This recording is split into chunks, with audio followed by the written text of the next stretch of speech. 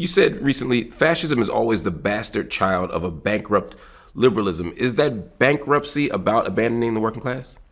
Yeah, it's more than that, but it is largely about that. I mean, I wrote a book called Death of the Liberal Class, and it takes 250 pages. So tell me, why has liberalism failed? I would go back to the Cold War. So what you did is you created the Cold War liberal. The Cold War liberal was used to eviscerate the left.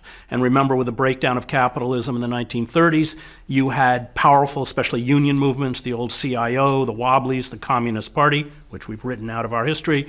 We were just talking about the great W.E.B. Du Bois, and he was persecuted and stripped of his passport, and arguably America's greatest intellectual, I would say. So the distortion of liberalism, and when Chomsky writes about liberalism correctly, he says liberalism is allowed to exist within a capitalist order because it's a safety valve.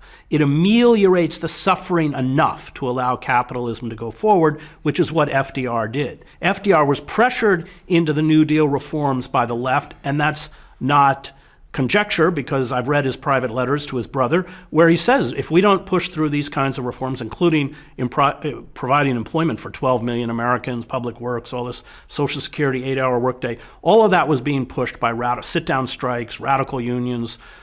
And he said, if we don't carry out these reforms, we will get revolution. Those are his words. That was the fear.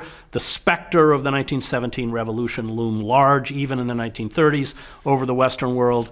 And that liberal class has been destroyed. It was used to eviscerate the left, the Cold War liberal, and eviscerate and destroy those liberals, especially with McCarthyism in the 50s. And Ellen Schrecker has written some very good books on this. And so that creation of the faux, I would call it the faux liberal. The Clintons are kind of classic figures like this, where on the one hand, they are the engine, the political engine behind corporate oppression, and on the other hand, they're holding up, their kind of, pronoun uses and all their woke garbage. You say woke garbage. There are people who are going to hear that because, that language of woke has been appropriated by the right in very particular ways to deny the legitimacy of LGBTQ humanity, to deny the legitimacy of affirmative action efforts or integration efforts, or the language of woke itself has been sort of you hear Elon Musk using that word. Well, does it worry you to use that kind of language? No, because what was wokeness? Wokeness was the corporations love it. They love it. What is wokeness? A woman CEO? No, it's about empowering working class women.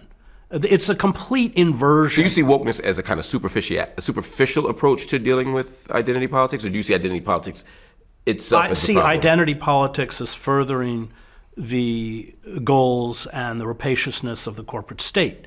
They've embraced it. I mean, you had years ago when AIDS, you had, Bennington, or I don't know which one it was, one of these big Abercrombie, I don't know, Calvin Klein. They had HIV positive models. I mean, they obviously, I'm all for inclusion and respect and all that kind of stuff, but wokeness in the hands of the ruling class has been used as a cudgel to essentially punish and scold the working class, and also about elevating their own. But is it just the working class? I mean, it seems like it's also an attempt to hold the powerful accountable, to hold corporations accountable for not being diverse. Well, yeah. Come on, Mark. We saw that ad for the CIA. What am I? I'm a trans, binary, and I can torture people in Guantanamo too. I mean, who cares whether the people bombing the Israeli Air Force pilots bombing Gaza in the genocide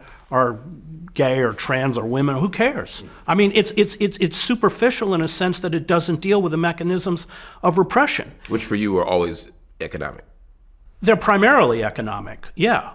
I mean, the distortions within American society. You can't maintain a democracy if you destroy your middle and working class. You can't. It's impossible.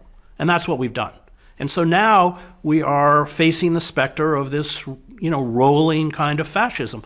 And you're right, people vote for it. People vote for it out of rage, out of anger, out of desperation. I don't forgive some of the views of my relatives in Maine, but at the same time, I don't demonize them. It's mostly based on ignorance. But the people I can forgive are the people like Elon Musk or Trump.